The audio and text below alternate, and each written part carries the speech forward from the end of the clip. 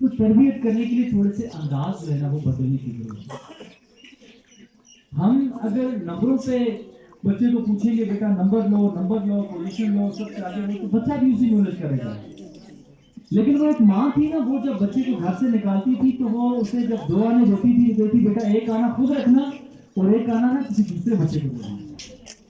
जब वो रोटी देती थी तो कहती थी बेटा आधी खुद खाना और आधी रोटी किसी दूसरे बच्चे को दे देना जिसके पास ना हो। और फिर जब ये बच्चा स्कूल से वापस आता था तो ये हमारी तरह ये माँ पहले ये नहीं पूछती थी बेटा कितने नंबर आए मेरे बच्चे के, मेरे लाल के, कितनी पोजीशन आई, माशाल्लाह सबसे आगे रहे हो। नहीं, ये पहले पूछती बेटा आज रोटी किसको दिया, या बेटा आज वो दूसरा आना आपने किस बच्चे को दिया। और इस बच्चे को लगता था यार सबसे जो अहम काम है वो तो ये है, आना किसको दिया, रोटी किसको दी, किसके साथ बांट के खाया, किसकी हेल्प की आपने। इसको लगता था सबसे जरूरी काम ये है, बाकी काम तो बाद के। आपने इस काम को अहमियत दी तो बच्चे ने भी इसी काम को अहमियत दी। और फिर एक वक्त आया, इस माँ का बच्चा क्या बना,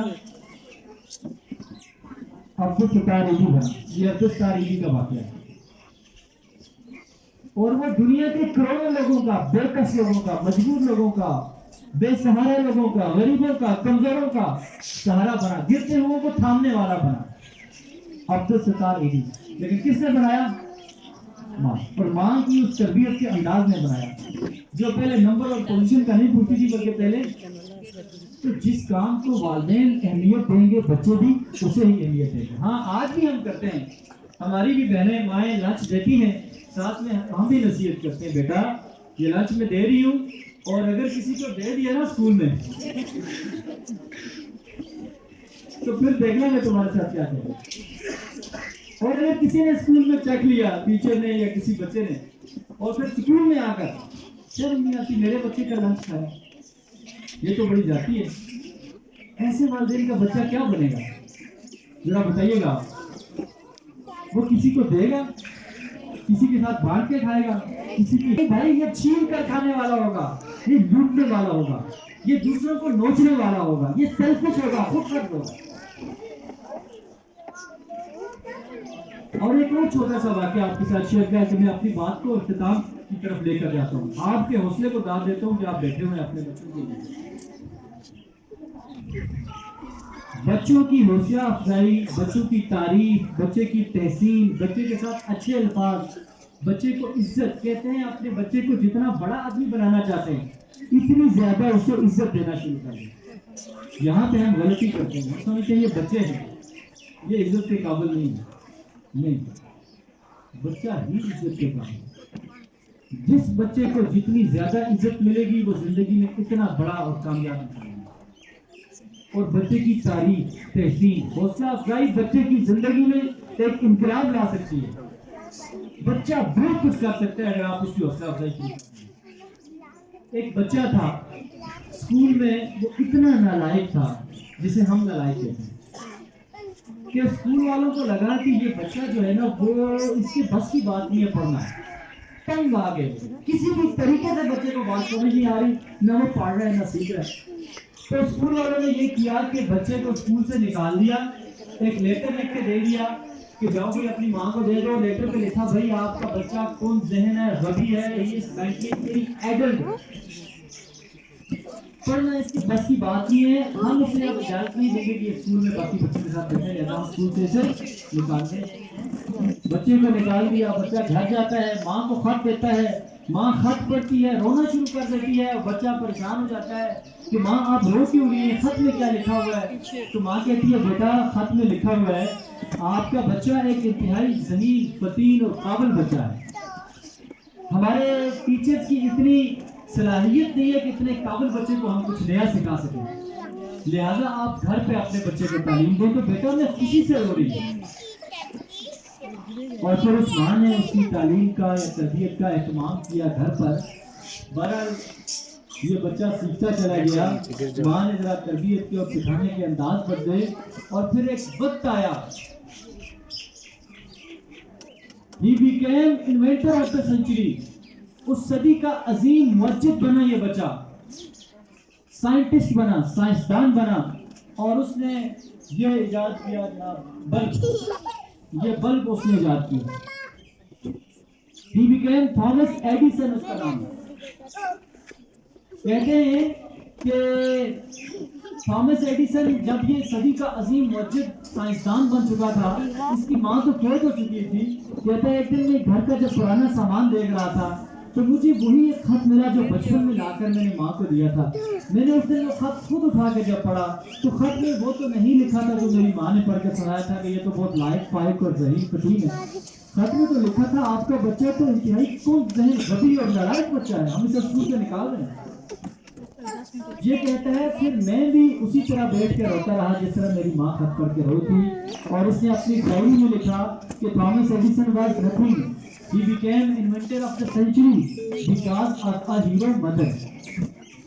इसने लिखा कि ये तो एक नालायक बच्चा था, इसे सदी का अजीम मस्जिद बनाया किसने? एक हीरो माँ ने। आप बताइएगा वाकईतन उसको साइंसदान किसने बनाया? माँ की किस बात ने?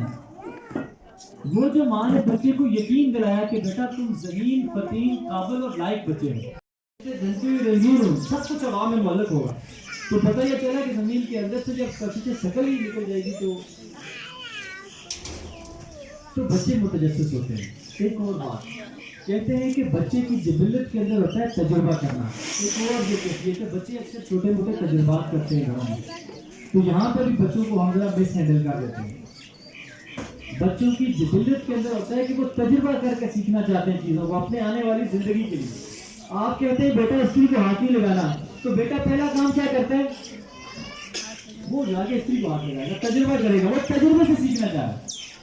या बेटी आपने इस तरफ नहीं जाना गिर जाओगी कहते रहते हैं, और बेटी पहला काम क्या करेगी? या बेटा उसी तरफ जाएगी और गिरेगी और बच्चे से तजुर्बा होगा। तो बच्चों की जिबिल्लत के अंदर होता है कि वो तजुर्बा करके सीखना चाहते हैं जिंदगी के लिए हकीकतों को।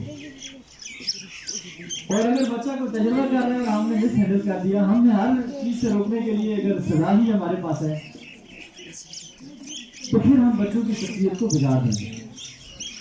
तो छोटा सा वाकया यहाँ भी आपको सुनाऊंगा। एक बच्चा था, उसने देखा घर में मुर्गी अंडों पर बैठती है तो उसमें से चूजे निकल आता है, उसमें से चूजे निकल आते हैं। इसके ज़हन में तजुर्बा आ गया, इसने घर में अंडे इकट्ठे किए और उनके ऊपर खुद बैठ गया। अब आप सोचिए कि अंडों के साथ क्या हुआ होगा?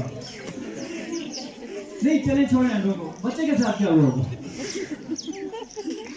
अच्छा खुदा ने खासा यहाँ पे कोई बच्चा और अंडे भी अगर देसी हो, एक दो दर्जन, और बच्चा उन पर बैठ जाए तो क्या करेंगे उसके साथ? आमतौर पर अगर आप सच बताना चाहें तो हम क्या करेंगे? 2 दर्जन अंडे आपके सामने ढेर हो चुके हैं और आप क्या करेंगे? नहीं बताना चाह रहे, पिटाई होगी। क्या दोबारा वो अंडा तोड़ेगा? और भाई दोबारा वो किसी किस्म का तजुर्बा करने से तौबा कर जाएगा। लेकिन बच्चों को प्रॉपर हैंडल करना ही उनकी शख्सियत है। इस बच्चे की पिटाई नहीं हुई, इसके साथ जरा अनकन्वेंशनल हो गया, रवायती काम नहीं हुआ इसके साथ। और कहीं इसके वालिदैन को शायद अंदाजा था कि बच्चा जिस उम्र से गुजर रहा है तो यहाँ पे बच्चा तजुर्बात कर रहा है, कुछ सीखने की कोशिश कर रहा है। तो चलें जरा इसको मुनासिब रहनुमाई करते हैं। जब मुनासिब रहनुमाई फराहम होती है तो फिर ये बच्चा और भी तजुर्बात करता चला गया। लेकिन एक वक्त आया जिंदगी में, ये बच्चा भी कुछ बना। वो बचपन में हम कहा करते थे स्कूलों में अपने साथ वाले को, यार बताओ रेडियो किसने ईजाद किया? तो सर जवाब क्या आता था? अगर आपने तजुर्बा किया कि आपने किया था, क्या जवाब आता था? फिर आप क्या करते थे? कूनी मारते थे? नहीं मारते थे? मारते थे। फिर हम बड़े जोर की कूनी मार देते थे, बस तुमने खुद कहा मार कूनी। ये बच्चा मार कूनी बना, इसने रेडियो ईजाद किया। रेडियो इस बच्चे ने ईजाद किया जिसने अंडे तोड़े थे। इसने अपनी ऑटोबायोग्राफी के अंदर खुद लिखा कि मैं बहुत बचपन से ही मैं तजुर्बात किया करता था और एक दफा घर में मैंने ये अंडों वाला तजुर्बा भी किया। लेकिन अंडे तोड़ने पे अगर इसकी पिटाई होगी होती, क्या ख्याल है इसके अंदर का मारकूनी उधरी मर न गया होता? फिर ये रेडियो ईजाद करता। बच्चों की तरबियत के अंदाज